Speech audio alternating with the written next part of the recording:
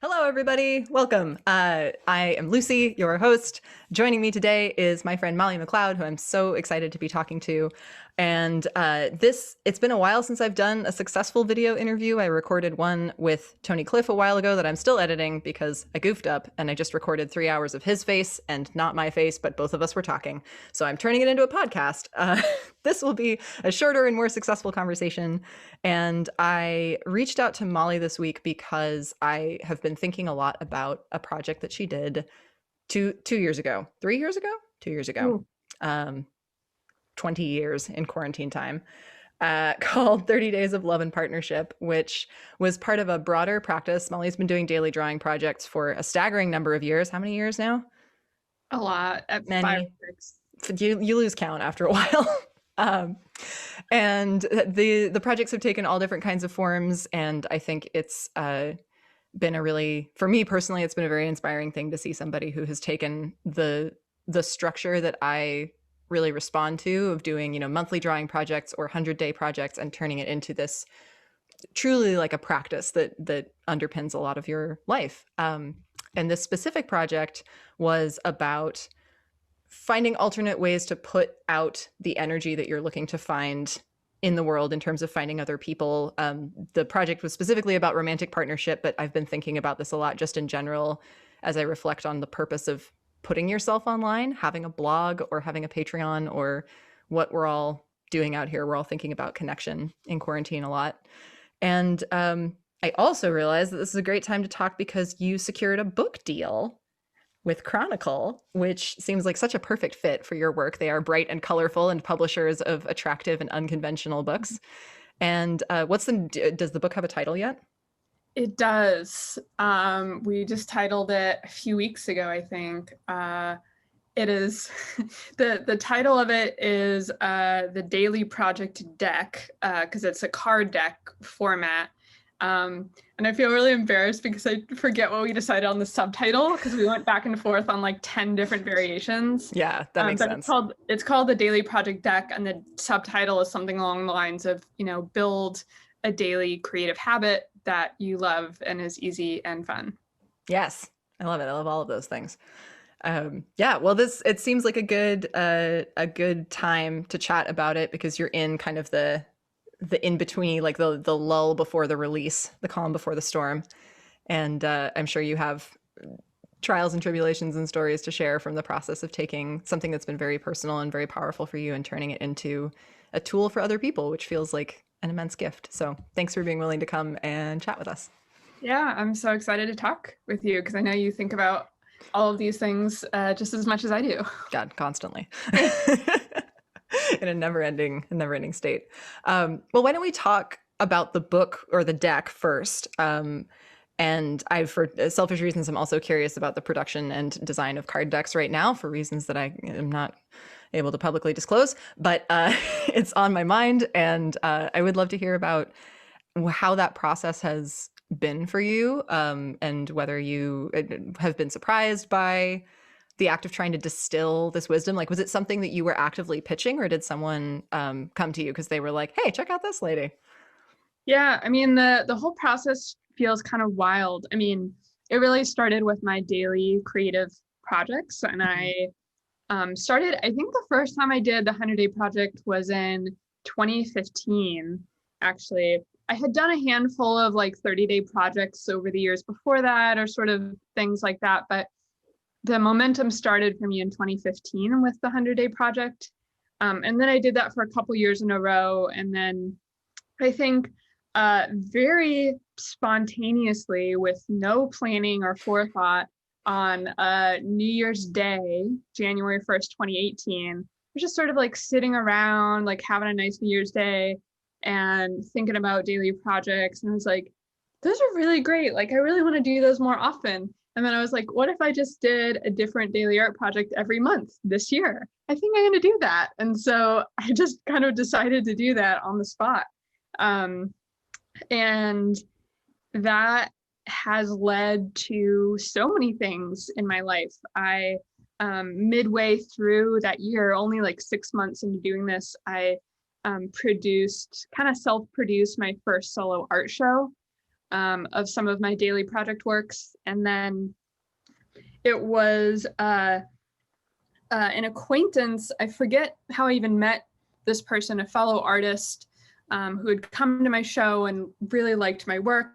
And a month or two after my art show, I got a phone call, and this is one of those just like very serendipitous, answering the call of your life kind of moments, where I got a call from an unknown number, which I never answer unless I'm like expecting a call. Sure. And it was this person who had been to my show, and she was like, "Hey, I like your work. I was just like chatting with this editor at Chronicle Books. I was telling her about you for reasons. And I wanted to know if it would be okay if I connected you." And I was like, "Sure, that's okay with me." Yeah. And so I just got connected to this editor at Chronicle, and I didn't know what would happen. It was funny because I just had a friend who had got an agent after a lot of very hard work. And I was just thinking, I think I might want to publish a book someday, but I don't know if I'm ready. I don't feel like I have any ideas for books. Like, it sounds like a lot of work. I'm not sure if I'm ready for all the rejection. Like, I just, and then this, it just kind of fell into my lap in this really wild way, where I met with this editor, and she was like, I like your work, and you like seem like somebody who has ideas." And I was like, I guess, maybe, I think so. I hope so. Probably. Like, I think I do. I don't know what any of them are right now, but I'm sure they're in there. And then, after looking at my kind of daily practice, like, I'd originally thought of like turning some of my daily projects themselves into a book. But, the most obvious thing was just to write about how to develop a daily creative practice. Sure. What I had become good at. So yeah, the whole process felt like suspiciously easy for working with a major publisher. Yeah. I was like, I feel like this is supposed to be a lot harder. And I think it is for a lot of people, but sure. Yeah. That's just kind of how it happened for me.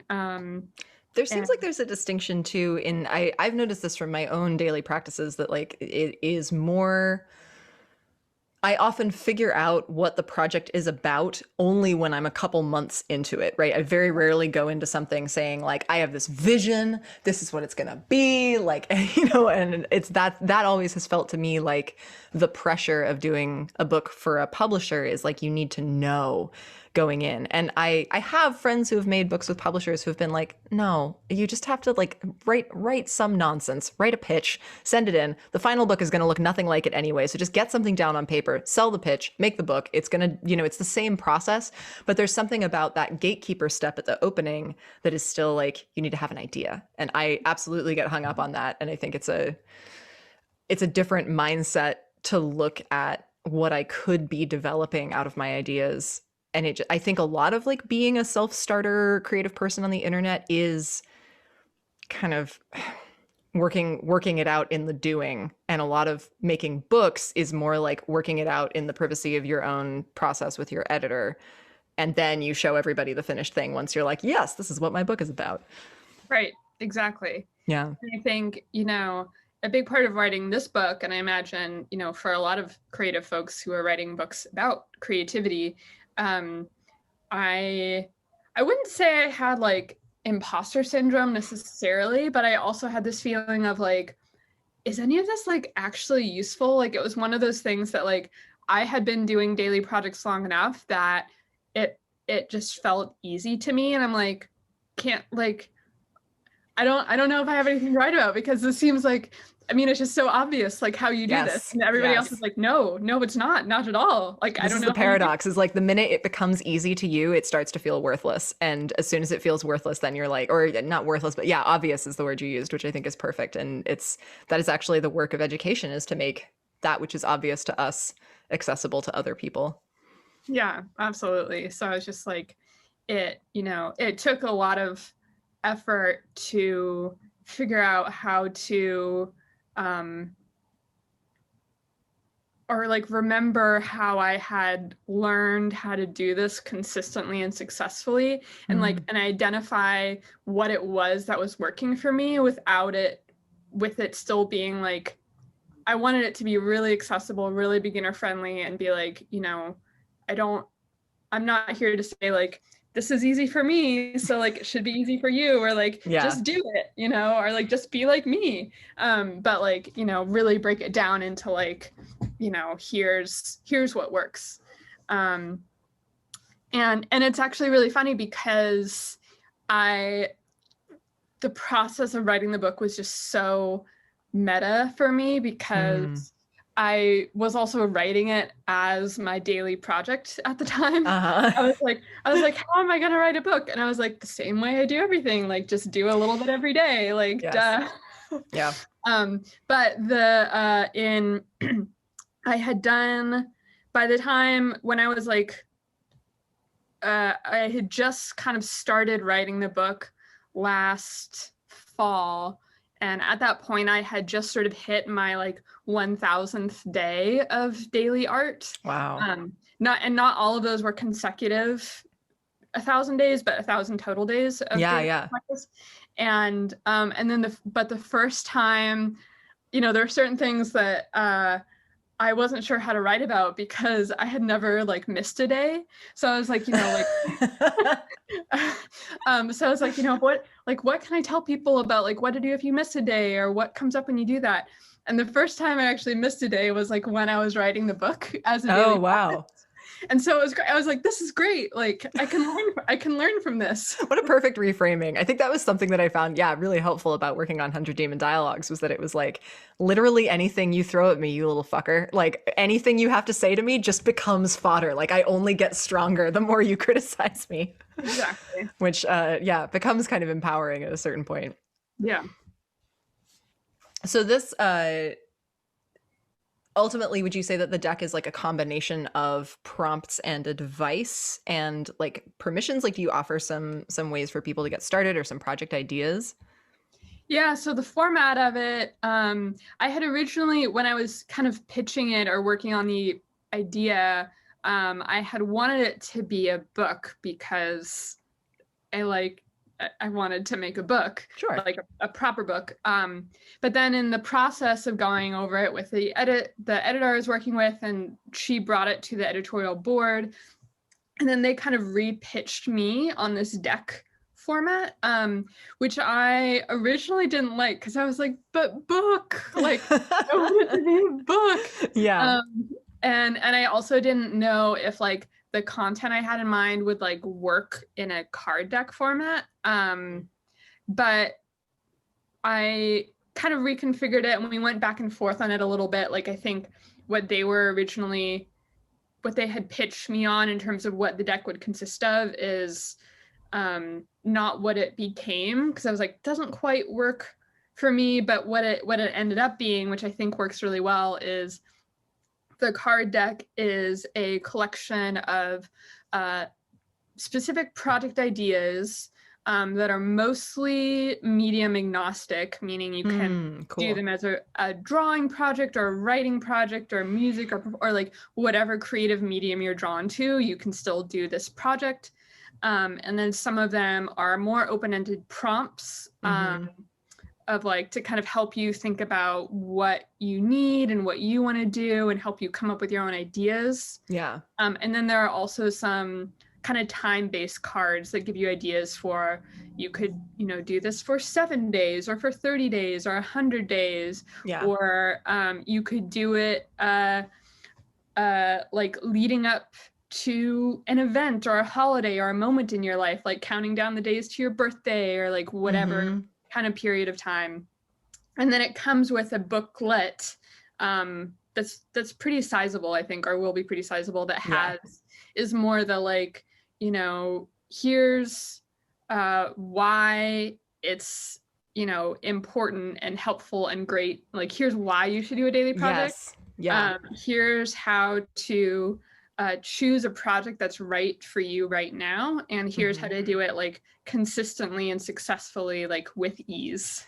Yes. Oh, those are such great questions to ask. I feel like every time I've done the 100-day project, I get closer to an understanding of like, this is really what I have to define when I set out. And like, I am on the cusp of starting a book project and like a graphic novel and the kind of thing that I always have that same attitude of like, I can't make a book.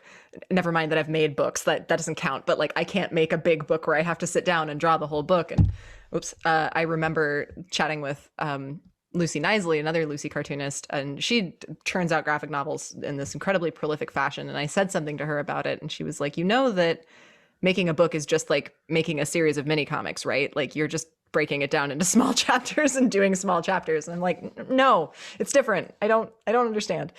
And I still am trying to strike the balance, I think, between like how much work I know I will need to do on a daily basis versus, because I think with a 100-day project for me, it's often like success is dependent on picking something that is right sized, you know, is not going to like take over my entire life. It's something I can do in under an hour, ideally.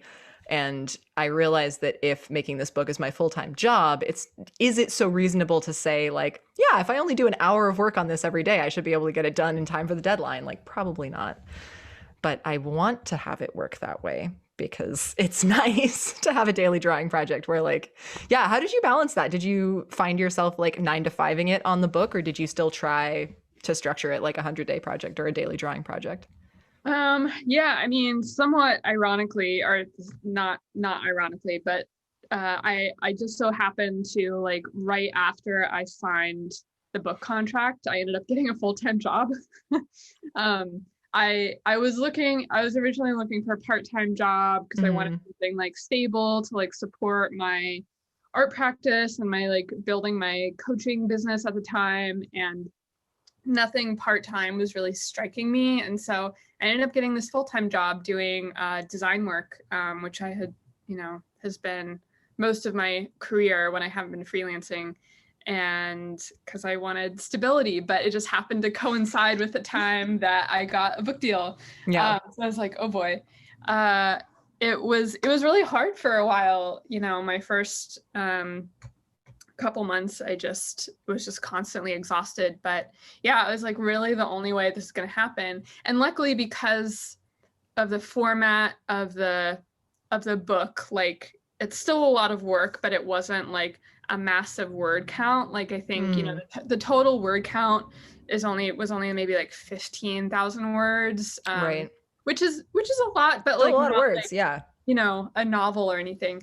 And so I was like, yeah, I think the only way I can really do this is as a daily project. And Yeah. so I had tried doing it not like that. Like I tried to be like, I'm just gonna work on it on the weekends or like in the evenings, and I just kept putting it off and I wasn't doing it. So I was like, okay, I have 3 months until my deadline. Like Rubber's hitting the road.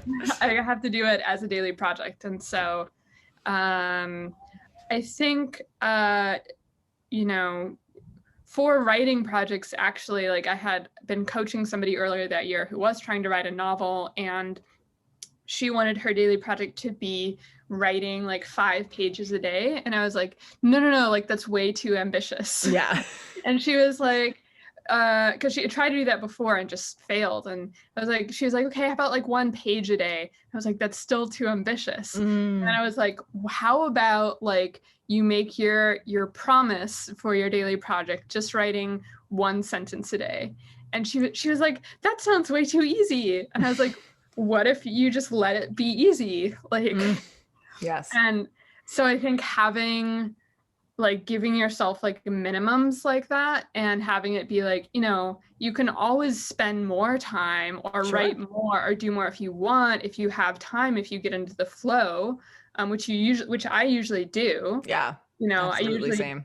Yeah. And so it's like, I think the hardest part is starting and sitting down to do it, or like on days where you're tired or not feeling well, it's like, oh, I have to write 5 fucking pages or whatever. And then you don't do it. And then the next day you're like, oh, great, now I have to write 10 pages. And it just like gets worse and worse, as opposed to you could put it off a whole week and that's still just a paragraph that you have to catch up on. Exactly. So I was like, yeah, you know, if you make the minimum something that's really easy, like 1 sentence, then on like your hardest days, you can still do it and have that success experience. And on other days where like you might not feel like it, it'll be easy to sit down and write a sentence, and then you'll be like, oh, I want to keep going, and then you keep going. Sure.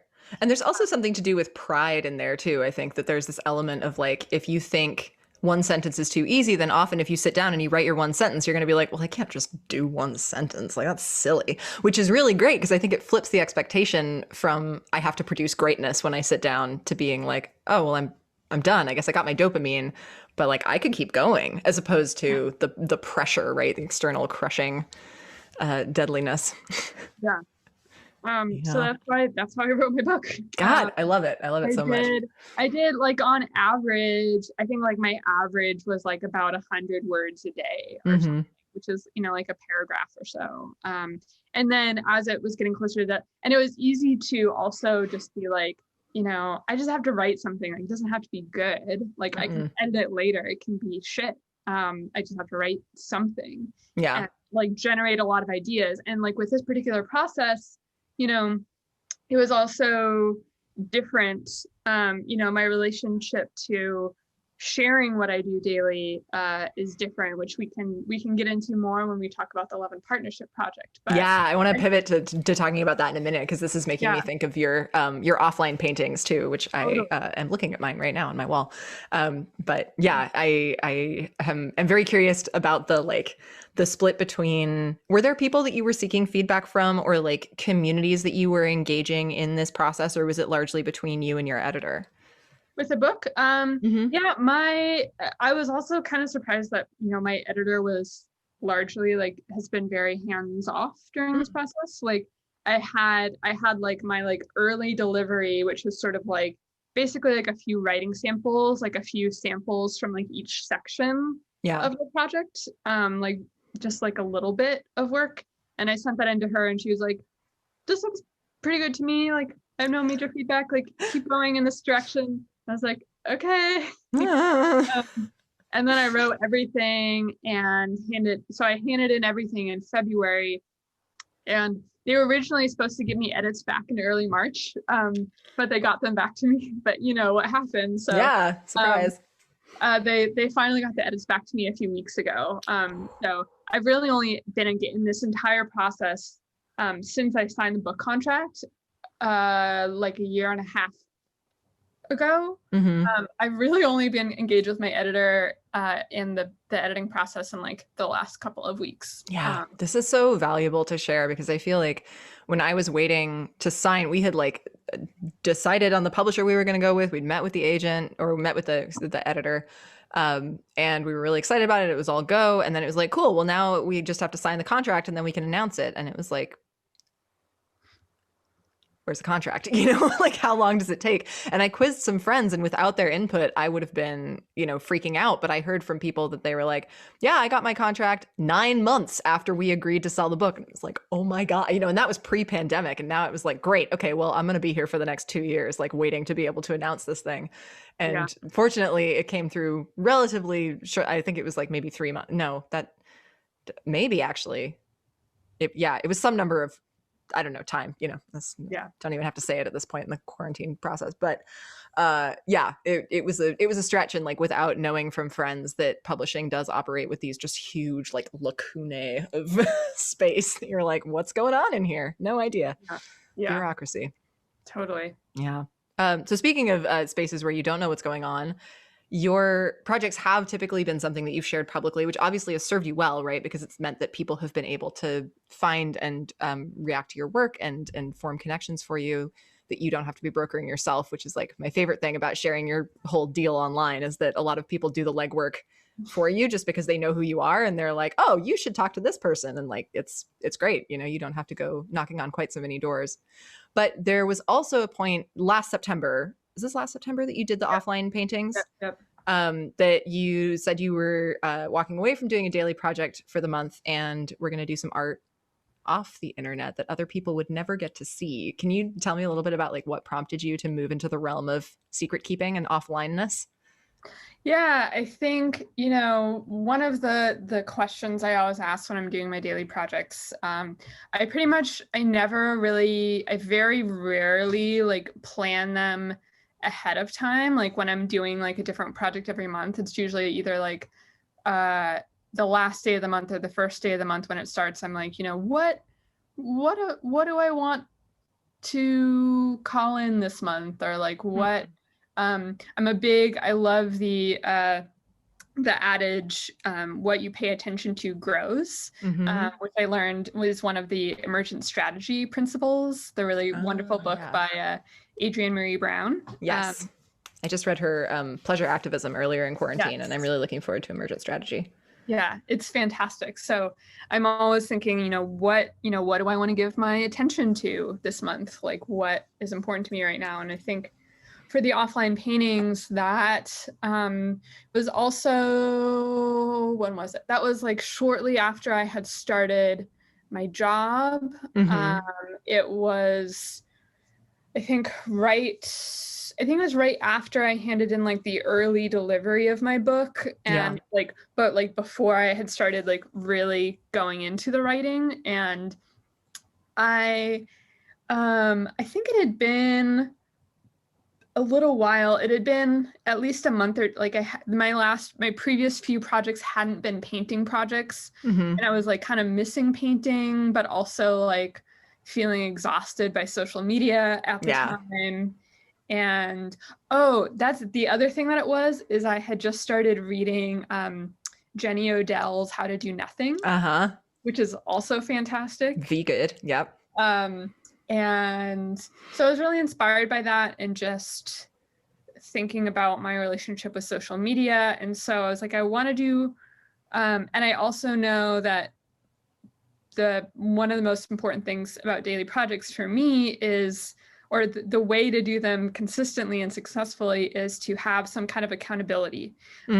And so for me, most of the time, the easiest way to have accountability is just posting it to social media. Absolutely. But it comes twinned with all of this like expectation and addiction and complexity and like selfhood. And I'm right there with you. Like it can be a real struggle of like, how am I, because I did a 100-day project this year that I kept totally private, like even from people in my immediate life for the first couple of months, or the first month maybe.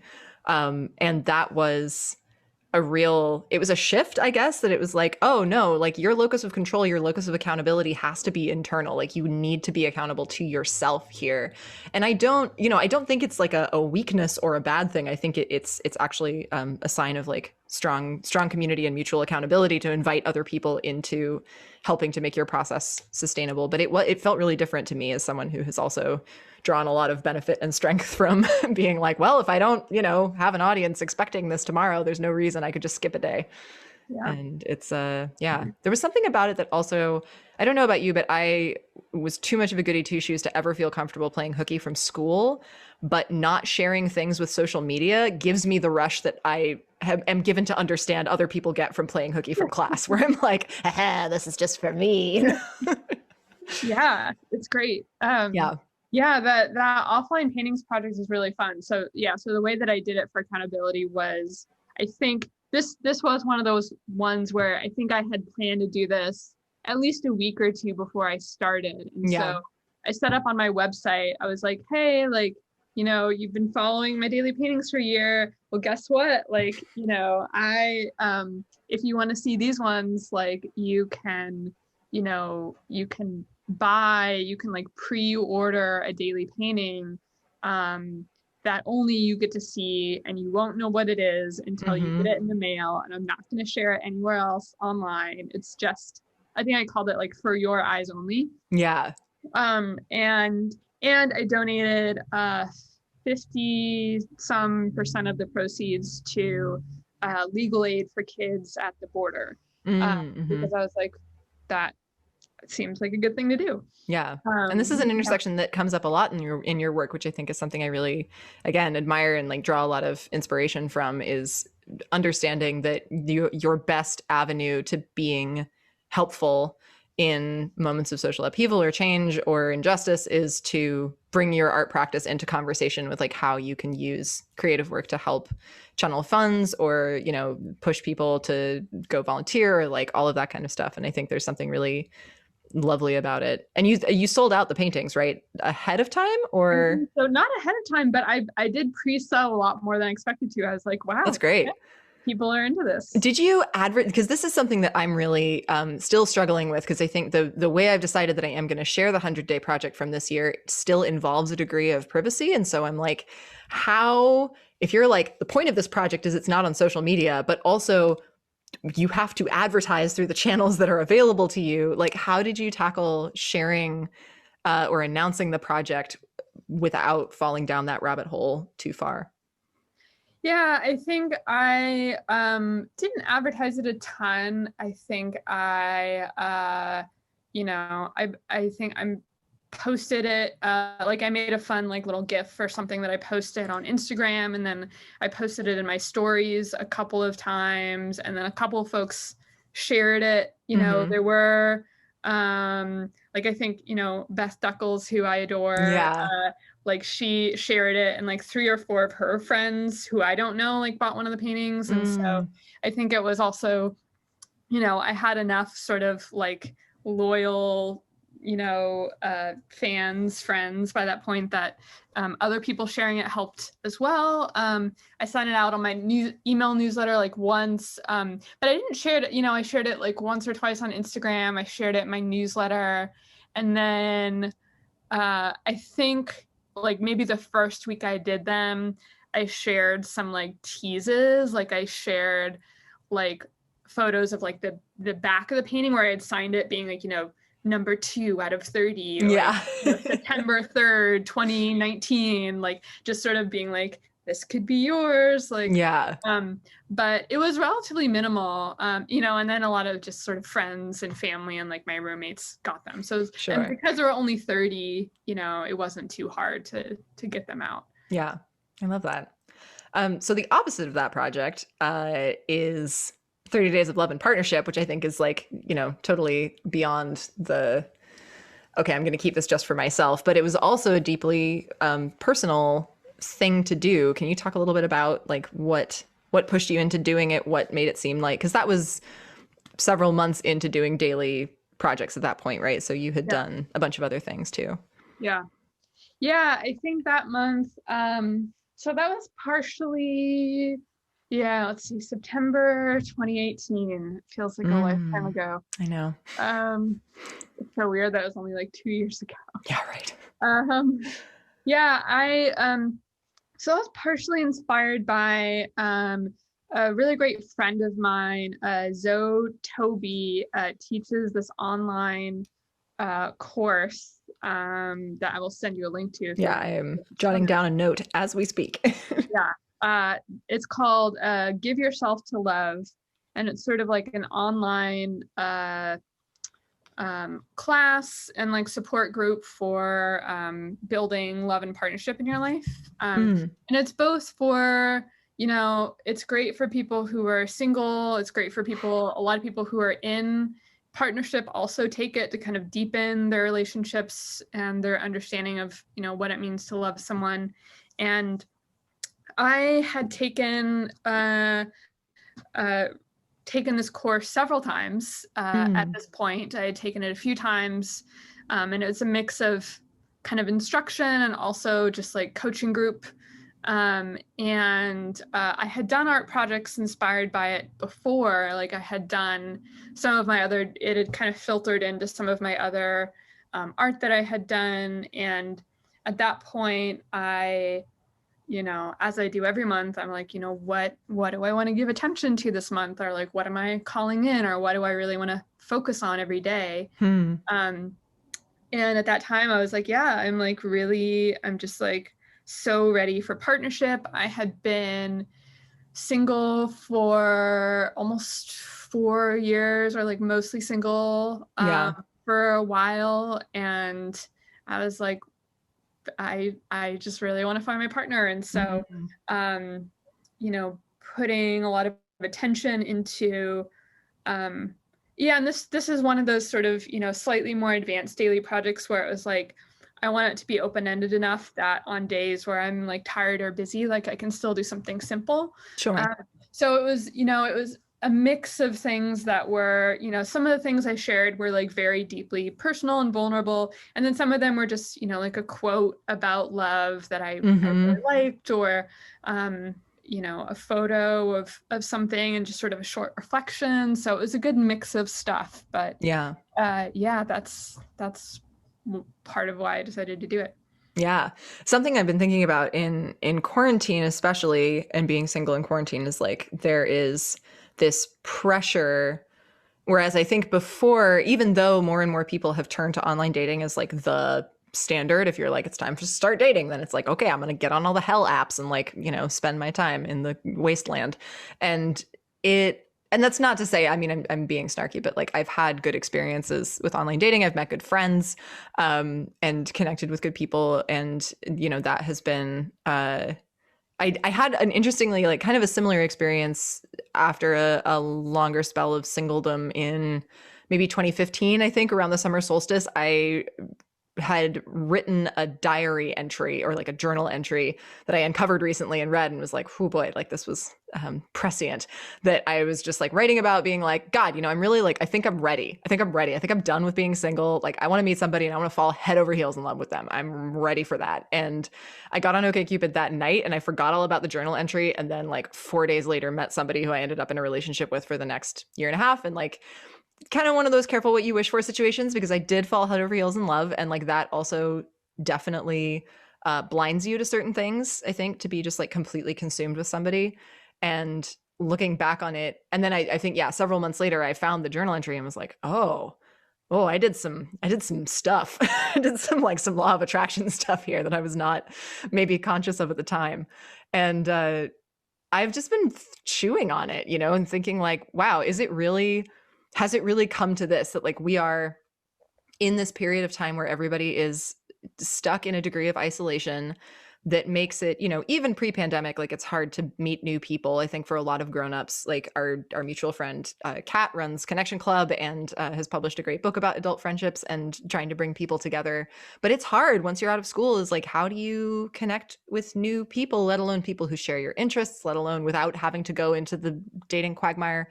And just recently, the reason that I emailed you is that I was like, man, 30 Days of Love and Partnership was like, it felt like an alternate model. And I have been, I suppose, reflecting also on how social media has changed and what we are and are not willing to share of ourselves on the internet, and the complexity of being very vulnerable online, and how there's a degree of like opening yourself up to everybody, and you're like, maybe not everybody though, but that it still happens on online dating, right? Like mutual friends of yours will see your profile and then you'll be like, oh God, now they know that I'm dating. Do I want this? But yeah, and to the degree that you're comfortable sharing, but what was the response like to putting that out into the world, both for you and maybe from other people? Yeah, it was interesting. I was thinking about actually how like the like size of my audience at that time felt like just right for this project. What kind of scale were we talking? It was like I don't have too many more followers now, but in like maybe about 800 people. Like not a lot, but like enough where it was a mix of like people I knew and like fellow artists and like total strangers. Yeah, totally. But big enough that it's like I definitely don't know all those people. Sure. But also still small enough to feel like somewhat intimate. And even though it was like technically public on the internet, I think it feels like it because of that size of audience. Like I had like enough people who were a lot of people were cheering me on. Yeah.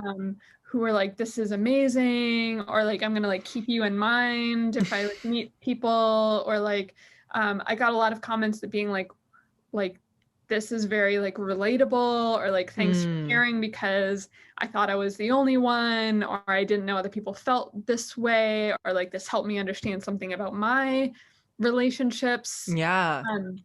But it also, it wasn't so big that I got a lot of creepy comments. Right. Sure. And I'm sure that had something to do with the platform too, right? That like I can far more easily imagine sharing something like that on Instagram than I can on Twitter, for example. Totally. Yeah. And Very, it's like very something different. that my friend Robin and I talk about this a lot because he blogs about dating and relationships in addition to fonts and CSS. And like that is, I don't know, it's somehow like enfolded into his brand of who he is on the internet. And I think that's very rare, that often we kind of annex our personal selves, or at least like our relational selves maybe, from our work. Like I talk about a lot of very personal stuff, but I also know that I'm reticent to talk. Like I don't often share things about my like personal romantic life online, which is weird to be simultaneously like, you know, doing guest comics for a Joy Sex Toy, or like doing stuff that's like arguably very intimate and very personal, but also being like, this is mine, I don't want to talk about it. And how I've been starting to poke at that and be like, well, but is there anything to be said for like raising your flag in the wilderness, you know, and being like, I'm over here, Yeah. this is me, this is what I'm excited about, and like what dividends can come from that. Yeah. Yeah. It's like, it's wild. I mean, I know, I don't know if know anybody personally, but I definitely have heard stories of, people who have met on Instagram or met on Mm-hmm. Twitter, like somehow, Sure. um, which is just, feels like kind of a more of a needle in the haystack type of way of finding somebody. Yeah. Um, but yeah, I think, you know, yeah, it's hard as a woman, as a female identifying person on the internet, wanting to be like, I'm here, like this is what I'm looking for, like Yeah. And there's a people. power dynamic at play there, that Yeah. like this happened at a poetry event that I went to once, where one of the performers had read a piece about being single, or like, and someone in the Q&A asked him out, but it was like very like they, whoever was moderating, like did a graceful job of being like, oh, we're just gonna move on. But it really like it stuck with me, because in that moment it was like that person asking that question was doing something really brave. And also there's a there's a complexity to it, where it's like you're sharing something in order to say like, hi, this is me, I'm here, if you're the right person. But then, if somebody responds to that and you're like, not you, I didn't mean that, like I'm not like that, like don't do it that way. And there's no real good way to filter for that, I suppose. Yeah. Yeah, I don't Yeah. know. It's hard. Did it impact friendships for you? Did you find that like any new non-romantic connections came out of doing that project? um no, I mean, I think it definitely, yeah, it's also weird, feeling like it was a little bit like one-sided. Like I think there were Hmm. people who like, felt closer to me because of it, because the things I was sharing were so personal. But Yes. but it was like not, but it's still like, and so like that's very nice. Sure. But it's You know, ultimately not filling the thing that you're going to social media for, which is like, I want to feel close to someone else. Yeah, like it did feel really nice, like on the days where I was like a little bit more vulnerable, to like feel like really seen in that, Yeah, sure. and to feel like, acknowledged or like supported. Like, one of the more vulnerable posts, I think, was I posted like some selfies and like talked about like my relationship to like whether I think I'm pretty or not, or like how I see Hmm. myself as like unattractive or not attractive, or those types of things. And, you know, uh, a lot of the comments I got were like, you're pretty, or like you look nice, Right. or you look forward. And I was like, that like, thanks, not The quite what I point needed, or you. like, yeah. Yeah. And then, one or two of those comments were from like older men who I didn't know. And I was like, Mm. okay, that's maybe like not, it was fine. But Yeah. like, that was sort of like the moment where I was like, okay, maybe I'm gonna do a different direction on this, Hmm. I think. Um, so that was probably the only one where I like didn't quite get what I wanted, because, that's just the internet. But Sure. yeah. Yeah, I've really been tossing around this question of like, what is the feedback that's most meaningful to me, and how, you know, any kind of feedback I think is a type of friction. I try to describe it as like you can have like frictionless environments online, and then you can have like frictive, you know, something is happening here. And I'm realizing recently that those kinds of responses that you're talking about, where like somebody, often you'll see it, if like it happened to me recently where I announced my book deal and everyone was like, congratulations. And like, I love that. I loved being able to, you know, talk about it openly and have people be excited for me. And it was really heartening and really sweet. But it's also like, we see those posts day after day. Your friend has a baby, someone buys a house, like, you know, someone pays off their student loans, whatever it is. Like, people celebrate online in this almost like immediate, prompted, reflexive kind of way, where it's like, I see the thing, I push the button. I see the thing, I push the button. And there's something about that that I think is really at the heart of that thing you're describing, of like, oh, I posted this and people said the response, the scripted response that you're supposed to say, which is like, no, you're pretty. And even if someone is saying, I also feel this way, it's still, the prompting is still there. And I've come to realize that the feedback that's often most significant to me is asynchronous, and it's like disconnected, where it's like somebody writes to you 6 months later and says, hey, I can't stop thinking about this project, you know, or like, I decided to do something like this in my own life and this is what happened. Or somebody says, I was just talking to this editor, right? And like, I recommended your work. And that often, I think, just proves the fear that we have online of like, when we're not saying, here I am, I'm visible, other people still understand that we exist. Yeah, totally. I mean, yeah, I mean that's how I felt when you like reached out to me to have this conversation, Oh, because yay. especially because, you know, since I've been like working on my book, and since there's been like a pandemic and the kind of shit show this year, like I have posted hardly anything in the last Sure. year. I posted maybe like a few, you know, I went from posting like literally every day for 2 years to like posting maybe like 5 or 6 times this year. Like I haven't been online Yeah. at all. And I've been like, you know, have people noticed?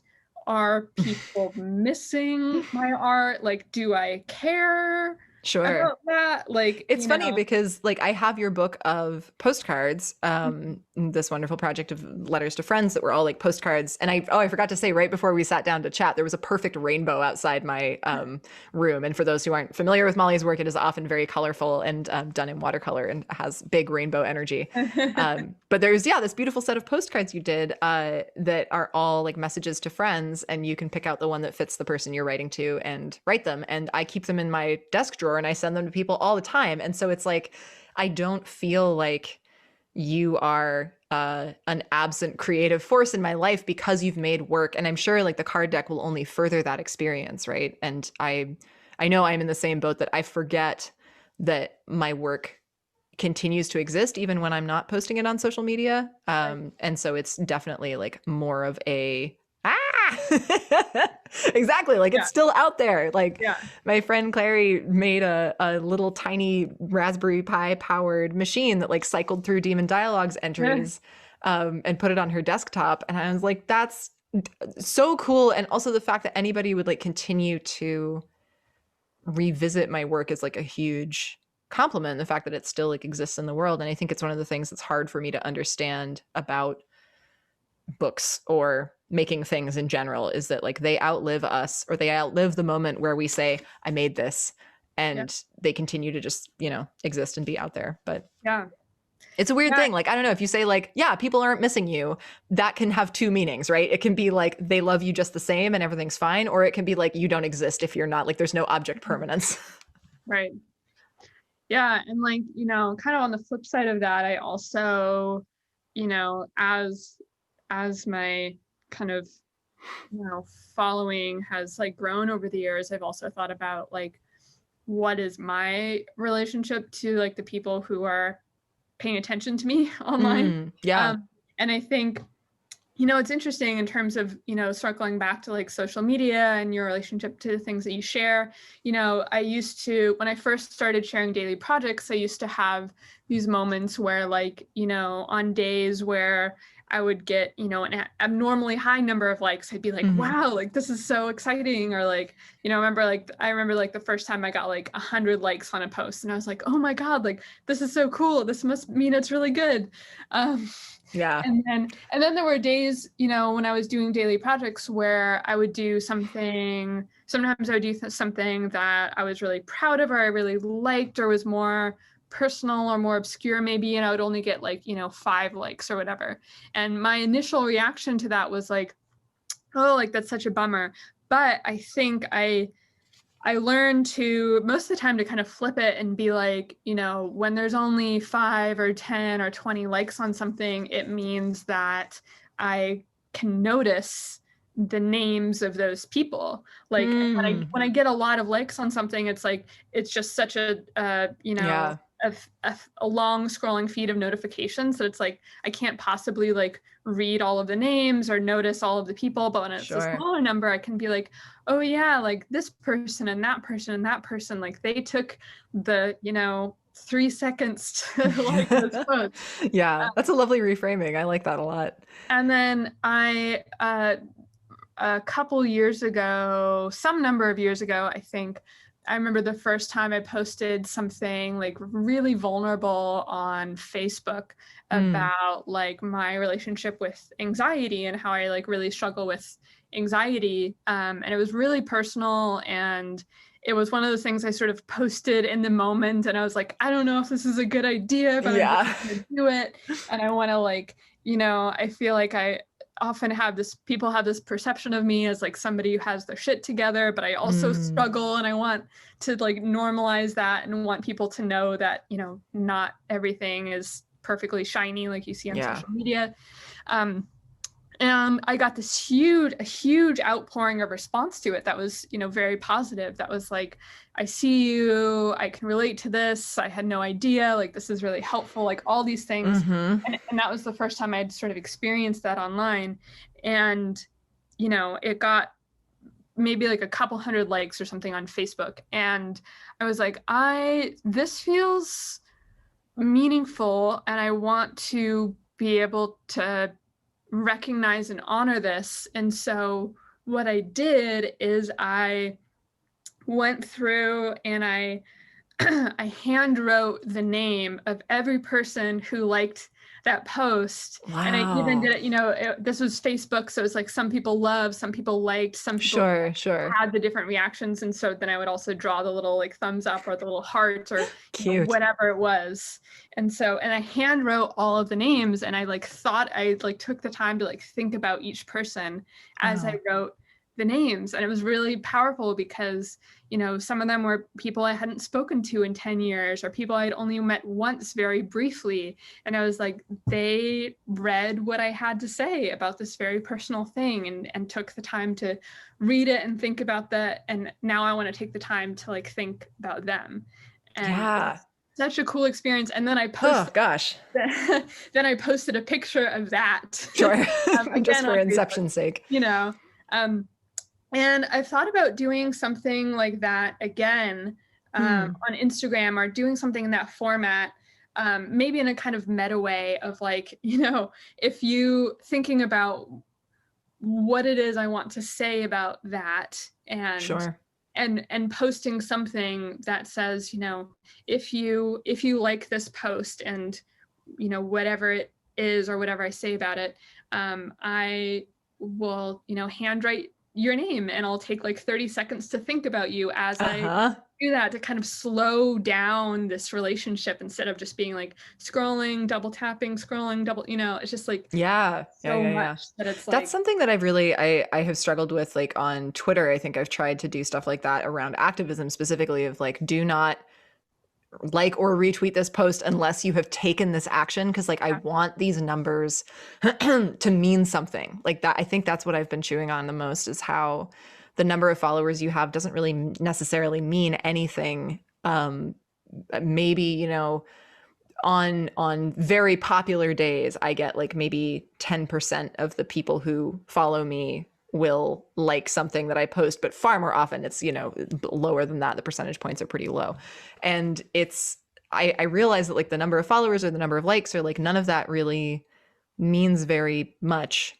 It just like it ups the likelihood, I suppose, that people will see your stuff. But even then, like, what does that even really mean? Like, it's not a trust building activity. And I love this idea of like taking the time to. It makes me think of like old Kickstarter, like early day Kickstarter rewards, where people will be like, if you pledge $1, like I'll say your name out loud, or like who was it? Was it? I feel like this was a David Malky thing that he was like gonna read your name to a goat while showing it a special edition box of the game that he was making, and like filmed video of him like going to this goat and being like, look at this box, goat, this is for Sam, do you understand? And then like putting the box away and getting the next box. And yeah, there's just people who have done fun stuff like that. And Yeah. it's yeah, I see so many people chewing on this of like, how do we slow down the internet, and how do we turn metrics into people? And then also like, how do we create spaces where like that is sustainable? Because I think the point you're raising about, you know, if your audience is growing and like you are interacting with a larger number of people, it is simply not feasible to have a close and connected ongoing relationship with that many humans. And I think that's something that I've talked to friends about this recently, of like, when you make a post like that and you get a big outpouring of support or feedback, again, it's that reflexive in the moment response. Wow, it's really raining. I don't know if the mic is picking this up, but there's great downpour action happening outside.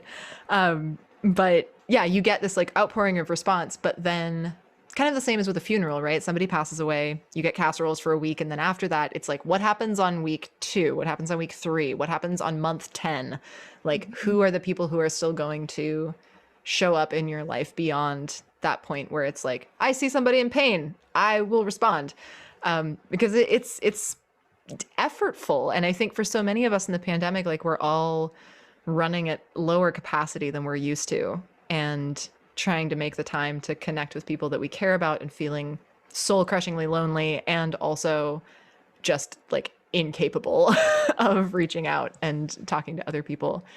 So it's I feel like we should take it wherever we can get it. And if that means handwriting people's names, then I'm for it. Yeah. I know. I feel bad. I like, you know, I've made all these postcards, these like the letters to a friend postcards, and you know, a couple other sets of postcards. And like early on in the, you know, I remember like how different it felt in like the first, you know, 2 to 3 weeks of lockdown in like late March, when it felt like there was a sort of like outpouring of energy, and like everyone was checking in with each other, and we are like, you know, this might be like a few months, but like we'll get through it. Yeah, it was novel. Yeah, this sort of, yeah. And I, you know, I sent, you know, a bunch of postcards in like the first week or two, and, you know, had some Zoom calls with friends that I hadn't talked to in a while, and it was really great. And then I haven't done that hardly at all in like the last 6 months. Like I was like, I feel like I should be sending more postcards or something. I just don't, you know, very often. And, you know, it's hard. Like even, you know, sometimes every once in a while, a friend will like text me like, how are you? And it will take me like, you know, a week or two to get back to them, being like, Yeah.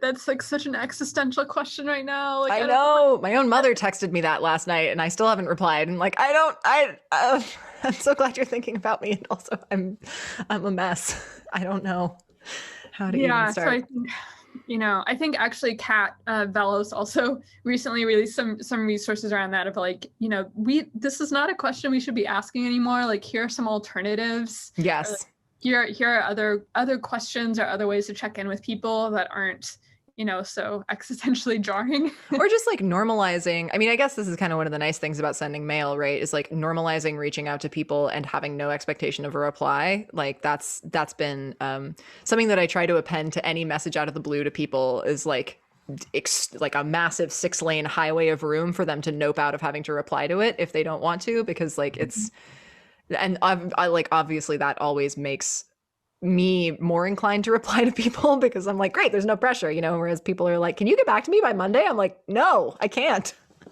I do not have the capacity. I'm so sorry. Yeah. But I have been trying, I've noticed in quarantine that I'm like more, and this again, like dovetails with being more interested in blogs these days and personal websites, and like trying to poke around and see like who is doing stuff off social media and raising their little flag in the wilderness. Like, what are they doing? And I'm now more inclined to just drop people an email and be like, hi, what You don't know me from Adam, but like I liked this thing that you wrote. No need to reply. Bye. And like that's again, it takes more time and effort than a heart, and I think it Mhm. aligns with the fear of, oh, well, they don't want to hear from me because like this person has a blog that all these people read. You know, they probably hear from all kinds of people all the time. But it's surprised me. I've written to folks who are like, oh, I unearthed a couple of these zines that I made. If you want one, drop me an email. And it's a big blog. And so I'm like, oh, they're not going to have any of those left. It's been a week. And then I write and they're like, oh, yeah, sure, I'll send you one, you know, and like, oh, I know your stuff. Oh, I'll send you some comics. Like it's the internet is smaller than we think, I guess. Yeah, And totally. it's nice to interact with it in a way that doesn't leave room for virality. Like I think that maybe that's also part of it, right? Nobody else can come and like your email exchange with a stranger on the internet. It's just like it's a closed system. Yeah. Oh, okay. Yeah. So we're about at an hour. When is your card deck coming out so that people can go and get it? Because I would imagine that if they've listened to this, they will want it. I hope so. I want it. Yes. Somewhat miraculously, the timeline hasn't changed at all. Amazing. Given the pandemic, so far, it's on track to come out next September, I think, like early Cool. fall. Nice. So I should have it in hand. I should be able to, it's going to the printer sometime in the spring, and I should be able to see it in the summer. And so I imagine pre-orders will happen sometime in the summer, and I'm sure I'll be blasting that far and wide. Yeah, I hope so. When that's going to be available. Yeah. So in the meantime, if people want to follow your work with the caveat that you are not posting on social media very much right now, which I applaud and admire, they can find you online at your website. Yep, I have my website, which is just my name, mollymcleod.com. And then on Instagram and Twitter, if you're into that, and like most other places, I am at Molly _. Cool. Spelled out, right? Not the symbol. Yes. Yeah. Excellent. Well, thank you so much for being willing to come and spend some of our scant quarantine social energy points on a call. And I hope folks get a lot out of watching this. I know I've really appreciated getting to hear your thoughts on this process. And I cannot wait to buy your card deck. Yeah, Are you selling postcards to a friend right now? Are they in your shop still, or? I think they might be, but I think I need to shut it down because Okay. I think somebody ordered a zine from me maybe like a month ago and I haven't sent it yet. I'm like, the shipping is like really hard right now. So I think totally. I think I need to shut down my shop, but I feel torn about it because I do have a lot of those postcard books and I like want to get them out to people. It's just like shipping feels hard right now. So I need to figure out some kind of, but I also don't like quite have volume enough that it makes sense to like hire a third-party company to put them into distribution somewhere. Yeah. Sure. So I don't know. If you're watching this and you desperately want one, leave a comment. I have them. I will get one to you. It might just like take a few weeks. So. Yeah, which it's fine. We've all got all the time in the world. Totally. All right. Yeah, that they're all online, so you're welcome to send the digital copies to your friends, like look at the pictures, and you can text them to your friends. Yeah, I forget that. Texting images to friends. Yeah. Perfect. All right. Well, thanks so much, Molly. And I hope that we get to hang out in person together one day in 2025. Yeah.